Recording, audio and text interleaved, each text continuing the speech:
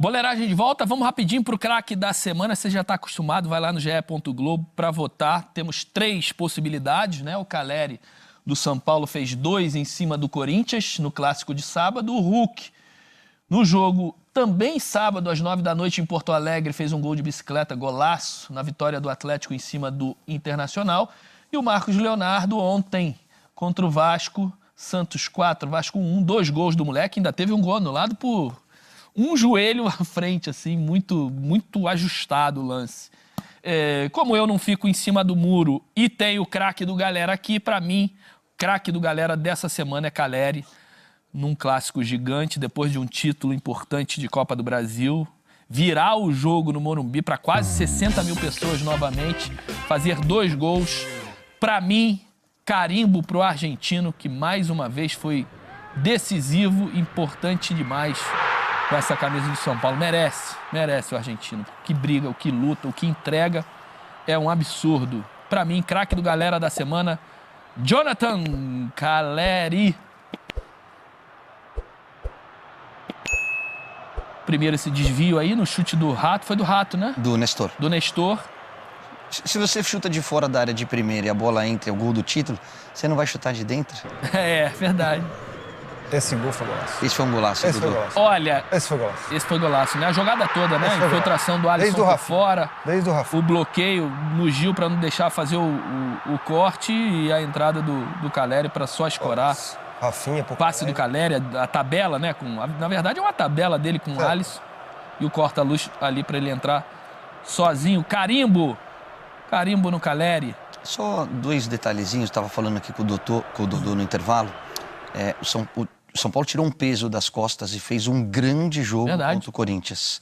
E aí, tomou um susto, né, no gol do Romero ali no início da partida. Você vai muito bem na escolha do Caleri como craque do Galera, mas a gente tem que destacar mais 2 jogadores. Um é o Nestor, que participa dos 2 gols com um chute e um corta-luz. E quebrando a maldição, Rodrigo Nestor, que participou do quadrinho ali tático com você, veio aqui e ganhou as 2 partidas na sequência, São Paulo, do Curitiba no meio de semana e o clássico no sábado. Para vocês que ficam falando que o boleiragem dá azar quando os caras vêm no campinho, que depois não ganham mais de ninguém, tá aí o Nestor para dizer que vocês estão errados. O campinho não tem nada a ver com isso. Mas, e aí falando um pouquinho mais sério, mandar um abraço pro Alisson. Porque o Alisson ele se reinventou numa posição em que ele não estava acostumado a jogar, como segundo homem de meio de campo.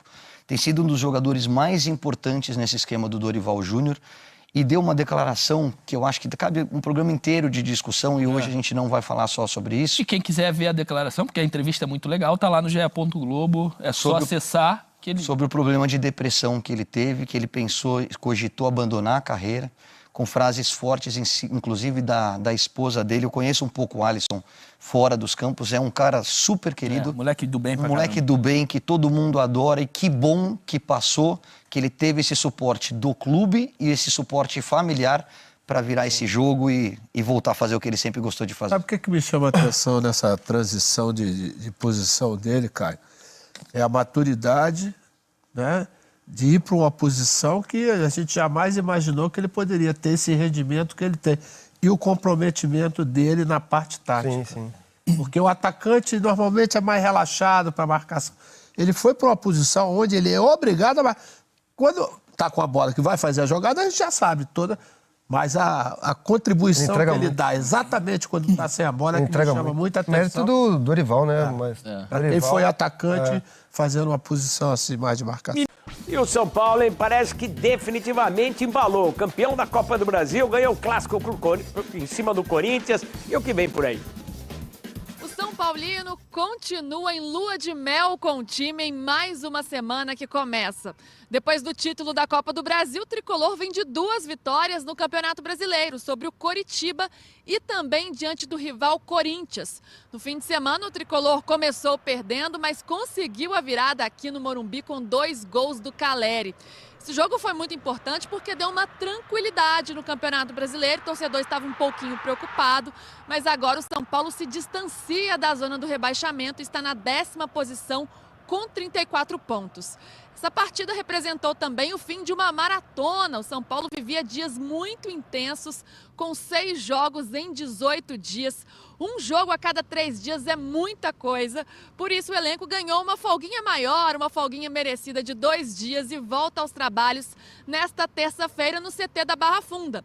E aí Dorival Júnior vai ter tempo maior para dar uma respirada e também para trabalhar o time até o próximo compromisso. São Paulo enfrenta o Vasco da Gama sábado pelo Campeonato Brasileiro lá em São Januário.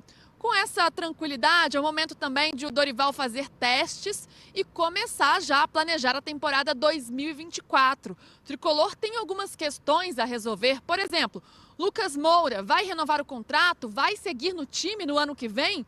Ainda não sabemos. Rafinha anunciou que vai se aposentar em 2024, mas não falou a data.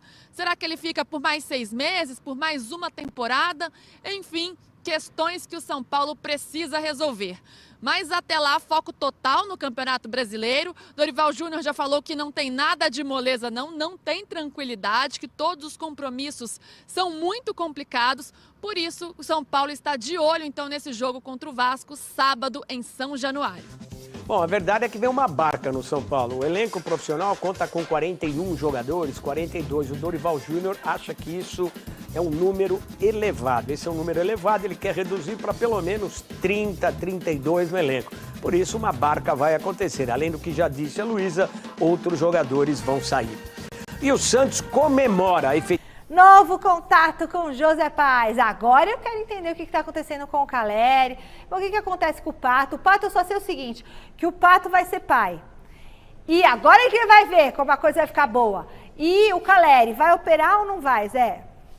Pato vai ser pai, então Silvio Santos vai ser avô, né, Michele? Mais uma vez aí, então, olha a notícia, hein? Eita, nós. Mas olha só, o Pato, viu, a informação que eu tenho, Michele, é que ele não deve continuar no ano que vem no São Paulo, né? Ele tem contrato até o final dessa temporada com o Tricolor, ele não vem sendo muito utilizado pelo técnico Dorival Júnior, não foi utilizado nem, por exemplo, nas finais agora aí da Copa do Brasil, vem tendo poucos minutos e a tendência é que ele não continue para a próxima temporada. O São Paulo tem aí 41 jogadores no seu elenco profissional à disposição do técnico Dorival Júnior, que quer trabalhar com um elenco mais enxuto, até porque ele, Dorival, também entende que com um elenco mais enxuto ele consegue gerenciar melhor ali os desejos de todos os jogadores. Porque os 11 que jogam, né, aqueles 15, 18 que sempre entram nas partidas, eles estão sempre felizes, né, Michele? Agora o restante fica triste. E aí você gerenciar todos esses egos é muito complicado. Você falava aí de Caleri, de lesão, enfim, de todas as situações que estão acontecendo com o jogador argentino. Ele se machucou, né? Machucou o tornozelo ainda no Campeonato Paulista contra o São Bernardo. E aí, depois do título da Copa do Brasil, o Caleri revelou que vem jogando ali meio que no sacrifício, tem sentido muitas dores e que vai precisar operar o tornozelo direito. O problema é que o Caleri e o Dorival Júnior estão aí divergindo em relação a quando que vai ser essa operação, essa cirurgia. Vamos acompanhar aí o que os dois falaram depois do jogo desse final de semana contra o Corinthians. Roda aí, diretor. Pelo menos o combinado com ele é que ele vai passar ainda um momento da competição para que aí, logo após, ele possa fazê-lo. Eu acho que a intenção é ter o Caleri em condições já em janeiro. Então, para que isso aconteça, nós estamos tentando jogar ali com a data limite para que ele possa não só fazer no momento em que nós estiquemos um pouco mais esse campeonato, né, o máximo possível, como também que não prejudique o retorno dele a partir de janeiro. Eu preciso melhorar fisicamente, melhorar meu corpo, e eu acho que muito tem que ver minha lesão, é a verdade. Eu não estou confortável, eu não me sinto bem, e eu tenho que fazer porque eu tenho 30 anos, quero seguir minha carreira, e quanto mais cedo tarde, pior vai ser para meu tornozelo e para meu corpo. Então, Jonathan Caleri tem que parar. São Paulo acho que vai entender minha situação, mas como eu falei antes, a gente tem que falar internamente o que vai fazer e quando vai fazer. Ixi, ele tá meio chato, parece ficou um meio pouco chateado, assim, cabreiro, assim, quero operar. Cada um falou uma coisa ali, né? Mas eu entendo o lado do Dorival, entendo o lado do Caleri. O São Paulo tem um departamento médico extremamente competente para que possa definir essa questão, que essa cirurgia aconteça o mais rápido possível, dentro de um prazo normal, que não prejudique a recuperação do Calleri para a próxima temporada. E o São Paulo também não tem o prejuízo, se ele ainda tem condição de jogo, que o São Paulo também não tenha prejuízo nos próximos jogos até afastar definitivamente o rebaixamento. É resolver isso internamente, as partes conversarem aí para não ficar esse telefone sem fio, porque ficou parecendo um telefone sem fio nesse momento aí, né, Silvio? Mas eu acho que isso é totalmente contornável internamente. Calleri, aguenta aí mais 2, 3 rodadas e logo você vai pra faca, resolve esse tornozelo aí e volta bem pra 2024. Vai pra faca. Meu pai falava assim, também. entrou na faca, pra faca. É bisturi.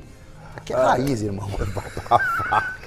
Bom, seguinte, E nas minhas férias, o Tricolor aí ganhou a Copa do Brasil, né, pra cima do Flamengo, ainda tá vivendo esse rescaldo aí desse título inédito da Copa do Brasil. O São Paulo que jogou no final de semana contra o Corinthians. Temos aí as Ibagens, vitória de 2-1 do São Paulo com 2 gols de Jonathan Calleri, se tornando aí o 5º maior artilheiro do São Paulo nesse século XXI, com 62 gols, tá fazendo gol atrás de gol.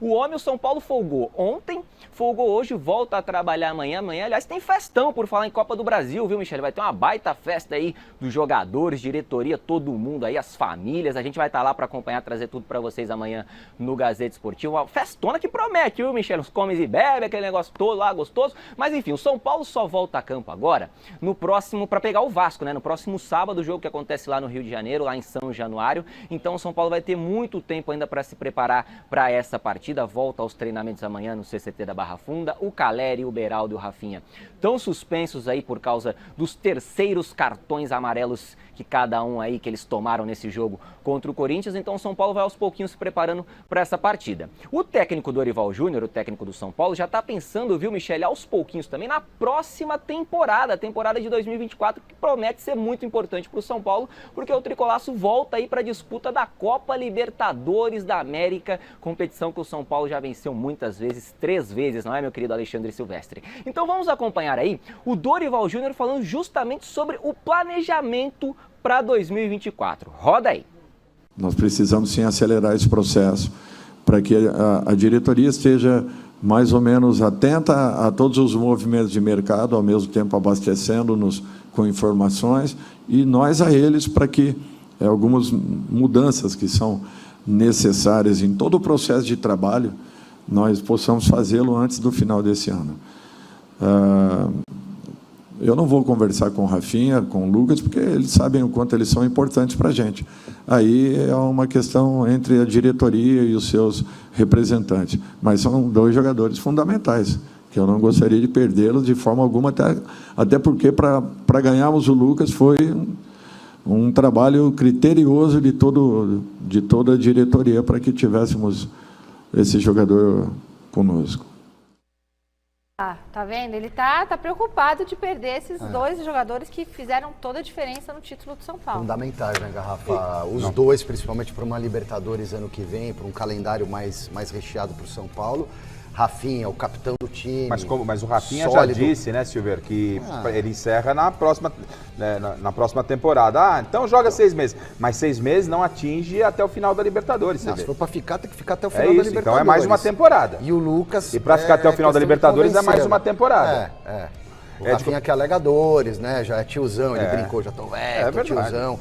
Mas são caras que, para mais um campeonato, seriam fundamentais. O São Paulo deve vender algum desses meninos aí que já viraram realidade, né?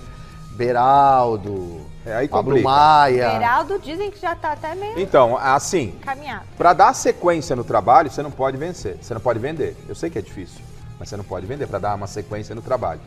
Você tinha que manter esses jogadores e reforçar esse elenco. E o planejamento começa agora nesse final de Campeonato Brasileiro. É verdade que o São Paulo, como disse o Dorival, o campeonato ainda não acabou para o São Paulo. São Paulo tem que ficar atento com possibilidade de rebaixamento, chegar aí à meta de, acho que 45 pontos, não é isso? 45 pontos, normalmente é a linha de corte para rebaixamento, mas já se utilizar desse restante do campeonato, reuniões com a diretoria para começar a definir o planejamento. Essa palavra mágica no futebol, ela até parece que ela é muito para jogar para a galera, mas ela é de extrema importância.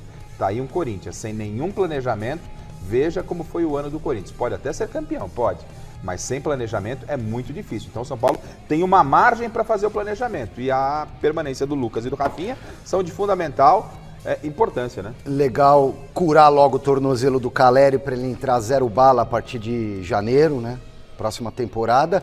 E o São Paulo, ao longo da história, costuma vender bem jogadores jovens, né? Então, de repente, o São Paulo consegue uma grande venda, um desses meninos aí, que vai fazer diferença, enche o botijão de grana, vai atrás de reforços. Recebeu uma boa grana da Copa do Brasil. Girar mas a Copa do Brasil foi o São Paulo num domingo ganhou quase 100 milhões. E o Pato? O Pato vai ficar... Mas tem dívida, tem premiação pra pagar. Silvio, mas se você começa a desmanchar o time, meu amigo, não se embate. Depois você fica cobrando. Mas eu não falei desmanchar, eu falei vender um desses... Você consegue vender um desses meninos aí com valor lá em cima... Já resolve o problema do para cuidar de parte administrativa de clube nenhum, então sou favorável a não vender tudo ninguém. Bem, eu também não quero que venda então ninguém, não vou nem que fique Rafinha, que fique Calleri, que venha Bruno Henrique, que venha Everton Ribeiro, que venha Thiago Maia. É uma situação difícil, mas porque aí depois, meu amigo, se você tira uma ou duas peças aí de São Paulo, faz uma diferença gigantesca, gigantesca. Não pensa, não durma nesse barulho que São Paulo tem. Não pensa que tem um baita elenco, não, tira uma pecinha. Claro que não. Uma pecinha que você tirou, a engrenagem trava. Ó, daqui a pouquinho o Zé Paz volta falando. A conquista da tão sonhada Copa do Brasil resgatou a imagem vitoriosa do São Paulo Futebol Clube. Imagem essa que estava ofuscada pelas péssimas gestões passadas. A torcida pôde soltar o grito de campeão que estava engasgado há anos e agora vai lotar o Morumbi para ver o time na Libertadores da América. A comemoração foi grande nos arredores do Morumbi e no Brasil inteiro. Porém agora a equipe de Dorival Júnior e companhia pode sofrer a primeira consequência negativa. Dorival Júnior, quando foi contratado, não pediu contratações, apenas que a diretoria fizesse um esforço para segurar as crias de Cutia como Beraldo, Pablo Maia e Nestor. Todos esses são titulares absolutos e já sofriam várias sondagens do futebol europeu. Depois da conquista da Copa do Brasil, os olhares para os jogadores são paulinos cresceram muito. Isso porque, segundo o jornalista Gabriel Sá, o Barcelona está muito interessado no zagueiro Lucas Beraldo, inclusive estando disposto a fazer uma oferta pelo defensor no final do ano. A promessa de Cutia teve uma ótima atuação na campanha vitoriosa da Copa do Brasil e o reflexo disso aparece agora, com o aumento do assédio no mercado de transferências. O clube já sabia que isso aconteceria e renovou o contrato o mais rápido possível, com o zagueiro aumentando ainda mais sua multa rescisória. Os jornais espanhóis destacam a temporada do jogador há alguns meses, com direito a comparações com a recente revelação Éder Militão. Mais uma joia nasceu em Cutia. Por sua vez, Júlio Casares não pretende perder dinheiro. Na minha opinião, Casares fez o correto. Renovou o quanto antes e agora só sai com uma bela quantia em dinheiro. Típico defensor técnico que sabe sair jogando. Será muito disputado pelos principais clubes europeus.